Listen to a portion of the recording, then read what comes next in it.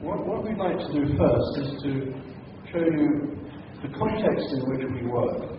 In other words, where Toronto, which is our head office, is located relative to Kolkata. And you'll see here that we're a little bit further north at 43 degrees, which gives us a slightly different temperature range. In fact, we vary between minus 35 degrees, which is general about this time of year, to plus 35 degrees in the summer, with quite high humidity. We also, a little further north than us, have the polar bears and the igloos. In fact, some of the people who live south of us in the United States think this is the way that all Canadians live, in igloos, and these are our pets, the polar bears. They do exist, but we don't see very much of them further south. 10 of Canada's 30 million people live in Ontario, and Toronto is in Ontario. It's the capital, and it's the most populous city in the country, with something over 4 million people, 30 million in Canada. Our firm was started in 1926, as you heard already, and although we're headquartered in Toronto, we do have a branch office in Hong Kong, and we have about 85 people working with us. It goes up and down slightly depending on whether we have bigger or smaller projects. And we have extensive experience in all types of projects: hotels, residential, retail and entertainment, institutional and commercial buildings. And we'd just like to show you one or two of these types of projects before getting into the specific presentations about the working environment. We're presently working on the Ritz-Carlton Hotel in downtown Toronto, and this we're working in collaboration with Cone Peterson Fox out of New York. They are the signature architect. We are the design developers and working drawing site review architects, the local arm of that office. It's a type of approach that we use quite frequently. We're working with Norman Foster on a project in Calgary. And in the other direction, we're working with Arab Tech Jardine in Jordan at the moment, with a hotel in Aqaba. And we've done a number of other projects, which we'll see in a moment, I hope.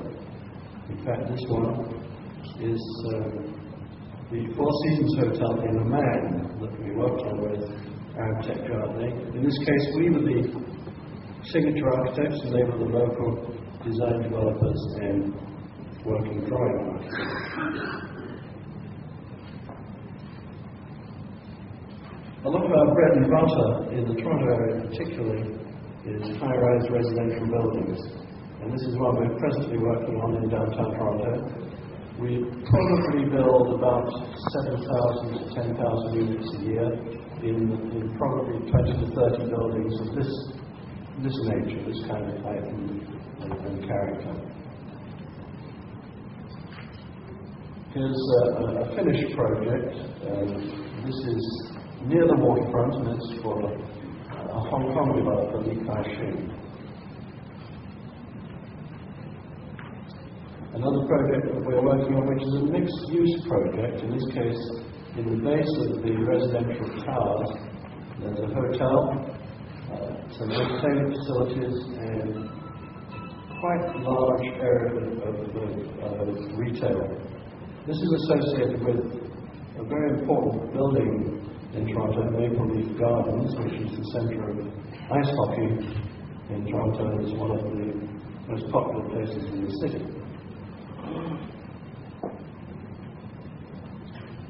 We've done a series of entertainment centers, and this one, the Colossus, is the flagship type of cinema complex, which has been developed by Famous Players, which is a Viacom company. In this case, there are 18 cinemas surrounded, centered with the bar and concession area that you see at the bottom right-hand side of the screen, which is a very, very popular place, particularly for young people, as an alternative to hanging out in the mall.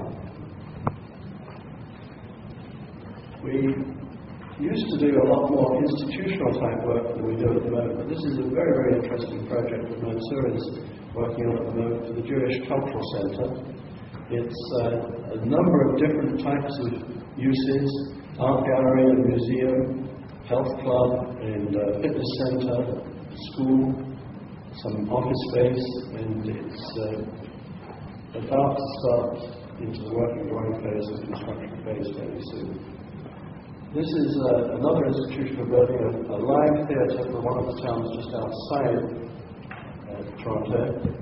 It'll be right in the centre of town. It's a very complex project that we had to get into some extraordinary construction techniques because of an existing underground parking garage, which you can see on the section, and an adjacent heavily used railway line, all of which is very disturbing to people who might be watching what's going on in the theatre. But I think we've overcome those problems. Finally, commercial work that we're involved with. This is a downtown office building for Toronto. It's about 600,000 square feet. And the interesting part of this is the base, where you see those curvilinear walls, which are enclosing a series of large trading floors. The financial business is a big part of activity in the Toronto area. It's the marketplace for most of Canada. And the trading floors are a very important part of the stock exchange and financial services industries. This was an older building that we prepared some years ago with IM Pay. It's another bank complex of about 3 million square feet. The building on the right-hand side is the existing original Bank of Commerce building, a landmark building in Toronto, and the new tower, 60 stories high, was completed nearly 30 years ago now. It still works as well as the day it started. Office buildings nowadays are not being built in downtown Toronto as much as in the suburbs. And here's a building which we recently completed upgrading. The building is probably only about 15 years old, but because of the flexibility required in all office environments, we had to completely redo the cladding, completely redo all the services inside the building, and all the electrical and communication services which had to be replaced.